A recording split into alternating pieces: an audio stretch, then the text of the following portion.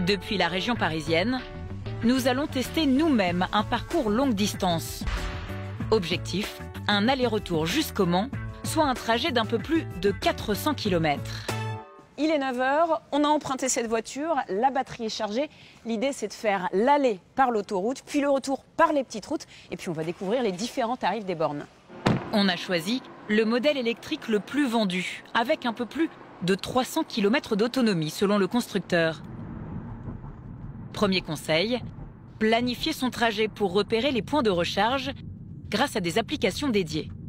A priori, pour atteindre le Mans, un arrêt suffit. Il fait 13 degrés dehors, moi j'ai besoin d'un peu de chauffage et de la musique.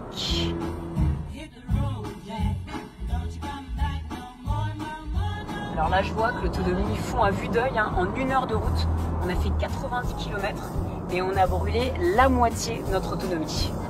En fait, en électrique, plus on roule vite, plus on consomme. Mauvaise surprise, à 130 km/h, on divise notre autonomie de départ par 2.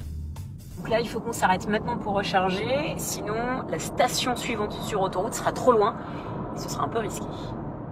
Sur autoroute, des bornes électriques, il n'y en a que dans une station-service sur 2, soit tous les 80 km. Mais au premier arrêt, douche froide pour le porte-monnaie.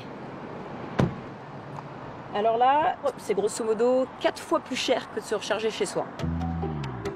69 centimes le kilowattheure, c'est 10 € les 100 km, aussi cher qu'à la pompe à essence.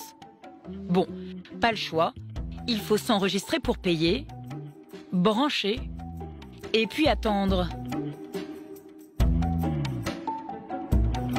Pour un plein, il faudrait 1 heure, on s'arrête à 30 minutes. Nous arrivons enfin à destination, la ville du Mans. Allez, un petit selfie pour la route. Nous sommes donc à mi-parcours. Après un café, on attaque le retour par les petites routes. L'application nous recommande cette fois 2 arrêts pour recharger, dont le premier ici. Tesla superchargeur. Wow, impressionnant.